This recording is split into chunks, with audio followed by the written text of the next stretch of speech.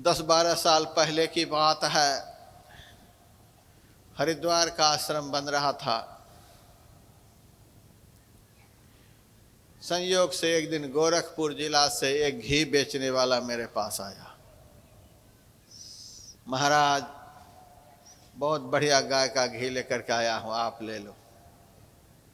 मैंने कहा, हमारे आश्रम में घी दूध की कोई कमी नहीं है, जाओ किसी दूसरे आश्रम में बेच लो। कहता, महाराज हम पहले पहले आप ही के पास आए हैं, आप नहीं लोगे तो बोहनी खराब हो जाएगी, आप ले लो महाराज। अब मेरे सिर पर गया, आप ले लो महाराज, आप ले लो महाराज। लेने का तो मन था नहीं, मैं भी बहाना बनाना चाहता था। अच्छा बता क्या दाम लगाओगे? तब कहता 350 रुपये किलो। मैंने कहा 350 में तो मैं नहीं लूँगा, देना है तो 100 रुपये किलो लगाओ।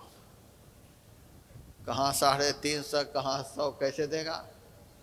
लेकिन वह बेचने वाला भी कम नहीं था। अरे महाराज क्या दाम आपने लगाया? मैं सोचा कि किसी तरह से जाए यहाँ से, लेकिन जाने वाला वह था नहीं। क्या लगाया आपने महाराज? मैंने कहा मेरे मुंह से जो निकला है देना है तो दे दो। तब कहता है, चलो महाराज आप महात्मा आदमी हो, 50 रुपये हम कम कर देते हैं, 300 में ले लो।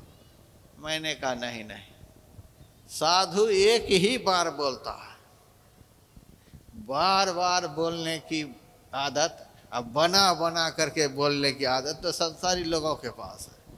साधु जो भी बोलता है साफ सुथरा एक ही बार में बोलता है, देना है तो 100 रुपये में दे दो। तब कहता है, महाराज चलो आप ऐसे साधु हो तो 250 रुपये में ले लो।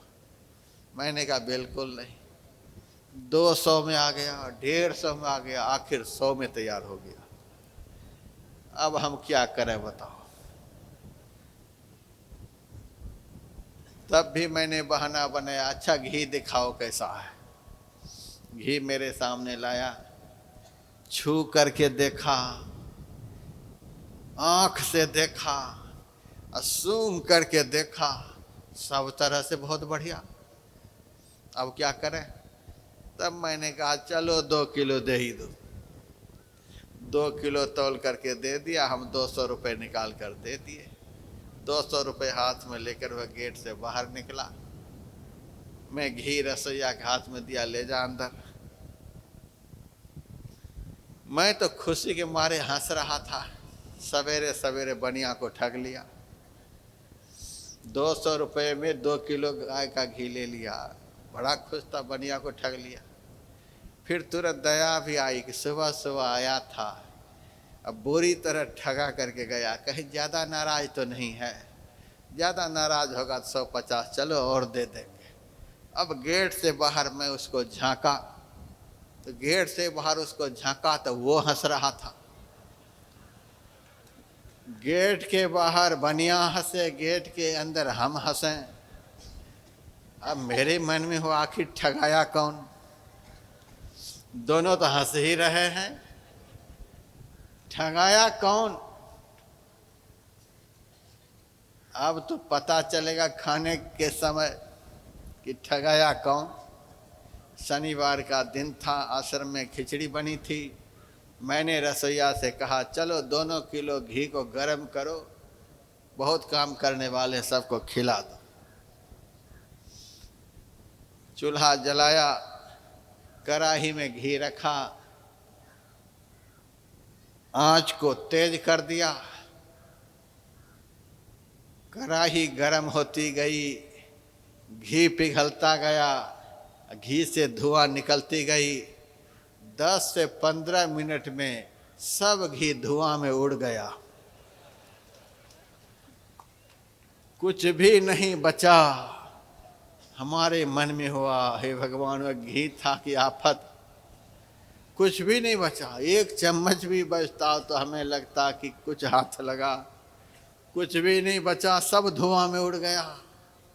तब मेरे मन में हुआ, हम ठगा करके हंस रहे थे, हम ठगा ठगा करके हंस रहे थे, बनिया तो ठग करके हंस रहा था। लेकिन उस बनिया ने एक ज्ञान देकर हमको गया, यथार्थ में संसार भी ऐसा ही है, देखने में यह संसार बड़ा ही सुंदर। तुलसीदास जी विनय पत्रिका में लिखते हैं, अनविचार रमणीय महा संसार भयंकर भारी। जो इस संसार के ऊपर विचार नहीं करता है उसके लिए तो बड़ा ही रमणीय, अनविचार रमणीय महा, देखने में बड़ा सुंदर संसार लगता है, लुभायमान हो जाता है आदमी, सुहाता नहीं।